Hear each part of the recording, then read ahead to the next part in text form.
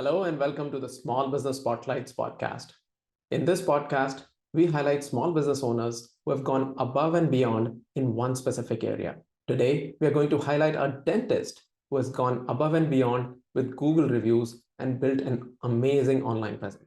The topic today is the top 3 things dental practice owners get wrong with their Google presence. If you're new to this podcast, don't forget to hit like, follow, and subscribe. Now, let's get into it. Welcome to Small Business Spotlight, a podcast where successful business owners share proven practices and their secrets for business success. Hello everyone, I'm your host Rav Mendirata from Social Squares, and Landing Leads is where my business leads. Today we are going to talk about a very interesting subject: the top 3 things dental practices get wrong when it comes to their Google presence. And of course, I have an expert on the subject. Not only an expert, but a dentist expert who has an amazing Google presence, Dr. Avinav Batra. Dr. Batra, thank you so much for doing this. Yeah, glad to be here. Thank you for having me on. Dr. Batra, I know you run an amazing practice. You also train other dentists with dental implants, but why don't you tell our audience a little bit about yourself and your practice? Yeah, absolutely. So I practice in Franklin, Tennessee, which is south of Nashville, as most people know Nashville, the hometown of bachelorette parties. But our practice has been in the community for 45 years. My business partner, or my dental, she's a dentist as well, Dr. Nancy Laden, bought this practice 20 years ago, and I came on board 2 years ago.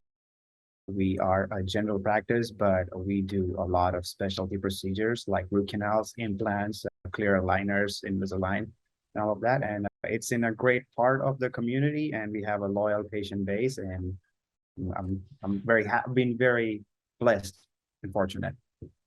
Awesome. That's awesome. Now, I saw your Google reviews. You have 250 awesome reviews. And we work with dentists as well. And most of the clients or other dentists we have seen would tap out at like 60 or less than 100. Tell us about your journey with Google reviews. Where did you start and how did you get here? Yeah, absolutely. So before I came on board about, late 2020, we had about 4 Google reviews. And that was primarily because like nobody was paying attention to it. Nobody was, maintaining our Google presence. And that was partly because Dr. Layden was busy enough where she's like, I don't really need any more patients. But like I came on board and I claimed our page, Google My Business page, started asking for reviews to our patients and, tracking it and kind of seeing how patients are responding and not responding in ways to ask them. And that has, since then, we have gone from 5 reviews to 250 reviews as of today. So yeah. Wow, 5 to 250. Kudos to you and your team for doing that. Thank you. Thank you. I also noticed that you respond to almost all the reviews, and not many practices do that. So that's amazing work. Thank you. What is the impact you've seen with other prospective patients calling? Do they mention they found you on Google? Do they talk about the reviews? Yeah, yes and no. So it's kind of one of those things where it's not just one thing that brings the patients in. It is a cumulative funnel effect of how many times the patient has seen your name out there before they really pick up the phone and call you. So, we have ads in local church bulletins. We have a sponsored scoreboard at a softball field in the local middle school. We do ads on Nextdoor. And that basically, as with everything else in life, once the patients, hear your name, either online or through one of the friends and family, first thing everybody does is Googles it. It's like, when you hear about a new restaurant, you're like, oh, let me Google it, check out the pictures. So they will Google us, and then they'll see the reviews, and they will check out all the information we have put on there. And that's when they will call us. One other thing that we have done is added pictures, basically my picture and Dr. Layden's picture, because when they see us, they already know what we look like online. And when they come into the office, it's not the first time they're seeing us. There's repetition, and that's what it takes with online presence, is just repetition of how many times is the prospective patient seen your name, how many times are they hearing about you? And that's where they pick up the phone and call you. One thing you asked, and we don't do it yet, is track it, how well it's performing. And I think that's where Social Squares comes in and helps us. So I'm looking forward to that partnership. Awesome. But you raised some very interesting points, and you used a cool term, funnels, and that's a common term amongst us marketers. So it's refreshing to hear a dentist use that term. I'm talking to the right expert that proves it. But the point which you made about becoming familiar with posting pictures, I think that's really cool, and not many people realize the value of that. So I'm really happy to hear that you're seeing good value from that. And tracking is, just to share a little bit in terms of the numbers, the kind of numbers we are seeing today, almost 30 to 50% of any website traffic comes from Google, right? And in our experience, if you bring your Google reviews on the front page, almost 10% of that traffic will actually check out your reviews. So it's making a huge impact, and you're obviously leading there even though you're not tracking. So that's great. Now, in your experience, what are the top 3 things which you have seen dental practices get wrong, or they're not paying attention to that when it comes to their Google presence? Yeah, absolutely. First thing is just simple, like go ahead and claim your page. I mean, it's free. It's Google My Business is all you have to go online, and you need a Gmail account and claim it.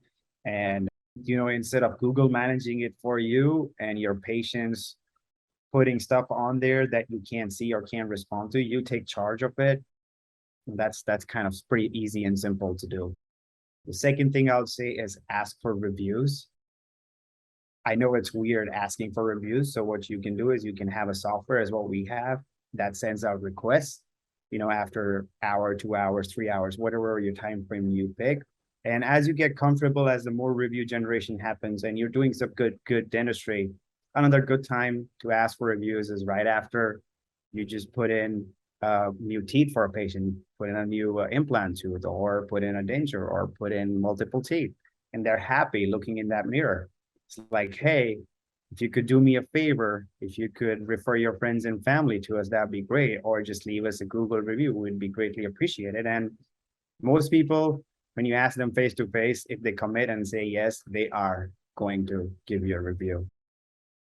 So that's another thing to do. And the third thing is also responding, which you said. If you have patients giving you reviews, is to respond to them. So that way the Google algorithms know that you are actively managing the Google My Business page. And the third thing, the last thing, which is kind of gets more into the technical side of Google, is just the algorithms track how often you update your website, your Google My Business page. So just basically keep it up to date. Like, post new stuff on your website and Google tracks it. For instance, like as Rob was talking about, teaching implants to other dentists, and I just recently started doing that, and that's the next thing I'm going to add on my web page. So there's multiple places on my web page where it says dental implants. So if somebody in my area searches dental implants near me, Google algorithms would organically do the search engine optimization for me and have one of the links, or one of the results would be my office. Hopefully the top 3, but you never know how the SEO works. True that. Those are some amazing insights. I love the point which you made about when to ask the reviews, because obviously if you ask them to leave a review when they are paying the bill, then the chances can decrease significantly. Right. So Yeah. thank you for sharing that insight. These were some amazing insight, and I'm sure our audience and other dentists can take a lot of things away from it. Dr. Batra, thank you so much for doing this podcast. Happy to do it. Thank you for having me on board.